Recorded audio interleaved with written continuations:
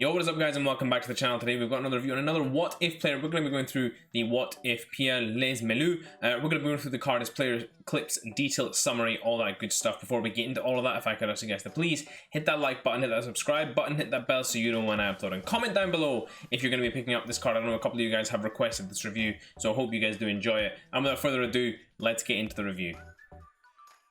So guys, getting into this review for PIERRE LEES-MELOU, the central midfielder from France playing for Nice as well. This is the team that I played him in, guys. I played him with that perfect link to Jean-Claude Todibo. It was very nice to have that link ability as well, and then of course I played him in the same team as Marcelo and Bruno Guimaraes, so that midfield was very balanced. Overall first impressions of this card, guys, he needs a lot of boosts in a lot of areas. I think with the upgrade, if he does get it, then that would really help him in terms of just being able to compete more in midfield. I do think he's very good at certain aspects of the midfield job. I just think he's a very good all-around player. Very similar in a lot of ways to Morgan Sanson, but without further ado, we'll get more into that in the summary. Let's just get into the reviews. PIERRE LEES-MELOU, 6'1", high work rates, right-footed, 4-star moves, and 4-star weak foot. 5 games played, he scored 1 goal for me, an absolute banger as well, so you guys will see that in the clip. So not a great return, obviously, from midfield, but more what I'm looking for in this player is an all-round ability to tackle, ability to pass, drive the team forward, transition from defense to attack as well. I think that's very important for players like this card, especially with those high work rates. Getting into the chemistry style, guys, I originally had an anchor on him. I did also try a shadow one game, but I just felt like he was too stiff and stuck in the mud, so in the end I ended up putting an artist on him to help out his passing and dribbling and just allow him to conduct that midfield a little more, and it did help a bunch. I do think that was the best way that I could use this card. Maybe an engine would do this card a lot of good as well. In terms of the attribute details, guys, that 96 stamina is phenomenal, especially with those high work rates. He does not get tired during the game either, guys, so that's really nice to have in there as well. He's also got a decent play with the ball, decent passing, 88 short pass, 87 long pass, and decent long shots as well. The one shot that I did score was a long shot. Overall, guys, I would say that you do need a lot of time with this card because of the way that he moves. He's very big and very cumbersome as well, and I think that his agility does hold him back slightly in that midfield given how big he is and the body type he is as well. I think he's very similar or maybe slightly wider than Curtis Jones, so that body type therefore doesn't translate that well to speed. In terms of cons as well, the other con that I would say is his acceleration and sprint speed is very low. He does move very slowly around the midfield.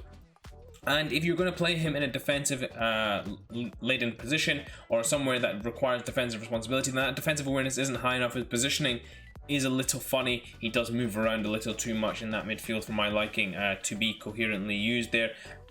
Overall, guys, I think when he does get this boost, if he does get this boost, it would tremendously boost this card because everything starts to look a lot better then. His defending, of course, goes to an 80 rated stat. His pace goes to an 80 rated stat. We really are looking at an 80 across all the board card here. But right now, guys, he is still lacking in a lot of areas, and I feel like that you have to play him a very specific way to be able to use him effectively.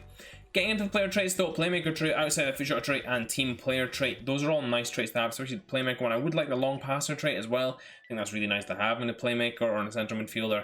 But overall, guys, I'm not going to complain too much. Given the level that I would expect this card to play at, it is still relatively expensive as well, guys, of course, because of that upgrade ability. What he could become is something absolutely fantastic. However, now that we've covered all of that, we're going to get into some of the clips that I got with him. So guys, getting into this PIERRE LEES-MELOU card here, we're going to get into the clips, and what you guys are going to notice here is just his all-round ability to play all facets of the game. Now, the first thing I want to get into, guys, is his passing range. His passing is fantastic. He's able to play the short ones, able to play the long ones with relative ease. You guys will see some of those long ones as well.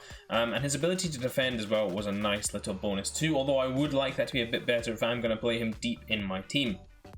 Now, guys, one thing that I do want to touch on in terms of cons is that dribbling that he has. He really did struggle, and you'll see this in a lot of the clips, that his stiffness in terms of turning past players and keeping the ball rolling as well is quite difficult to maintain.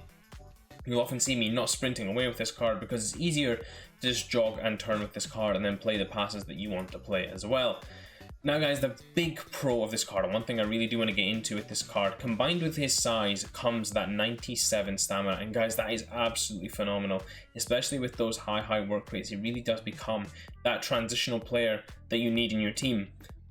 Now, I likened him a bit to Curtis Jones's card, but guys, what I did find was that this card is a little bit different in terms of not being as capable, one, which is a bit unfair to compare him to Curtis Jones in the first place, But guys, what I would say is, in his own right, he is very capable at all parts of the midfield game, and that's what makes this card so much fun to use, was that he was just able to do all parts of it. Not necessarily the same fluidity that I would have liked, but still able to get stuck in, able to play the ball well, able to shoot the ball well, able to dribble the ball reasonably well, and has good strength, power, and size to be able to go with all of that as well. And really, guys, with an upgrade, I think this card could be something that's really phenomenal in terms of what we have in the league and options. May even be one of the better cards that we have in the entirety of the game for a budget as well. Bear that in mind, guys, this is all for a certain level of budget that we will be paying for this card.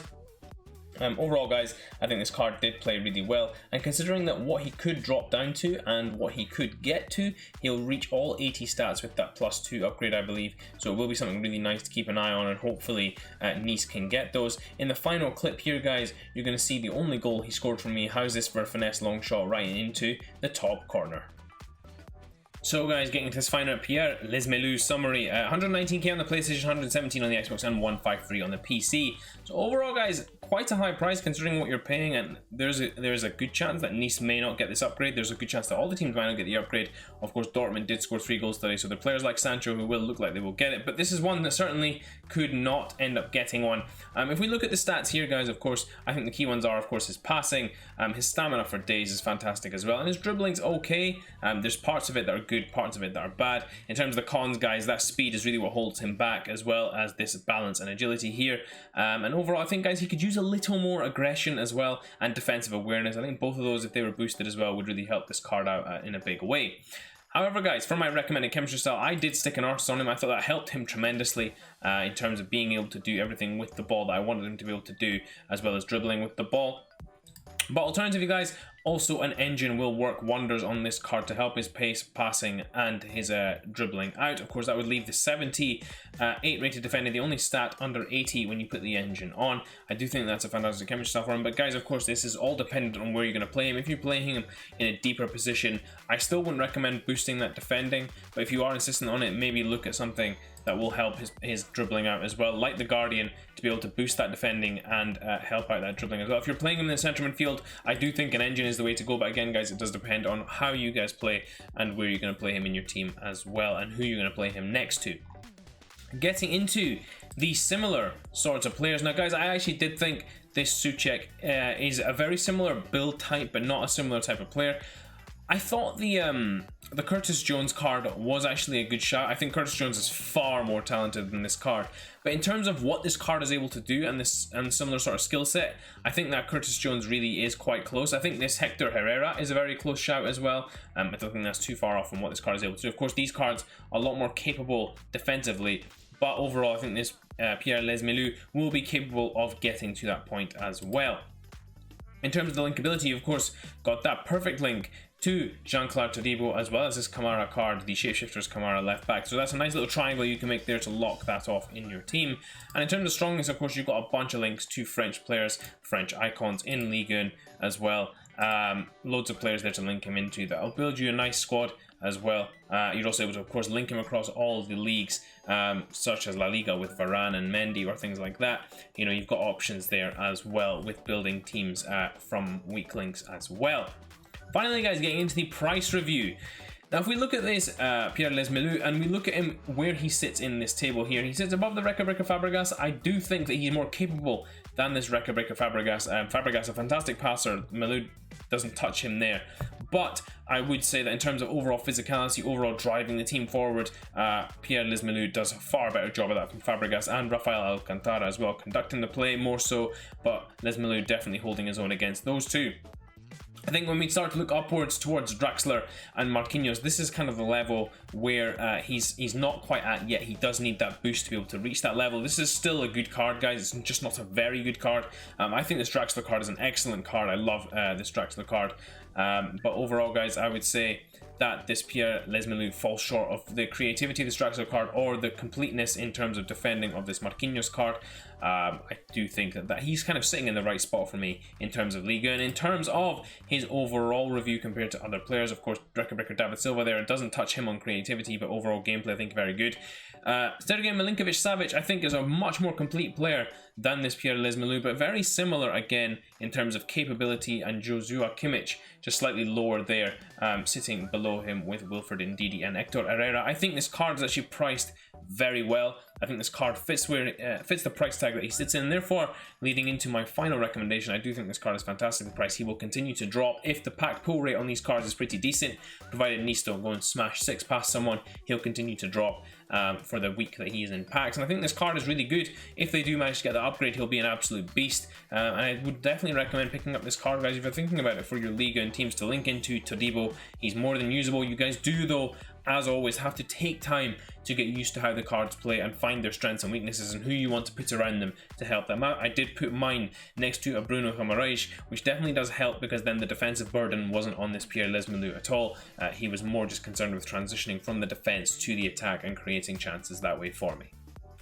Hope you guys did enjoy this review. If you did, please do smash that like button, and until next time, I will see you all in a bit.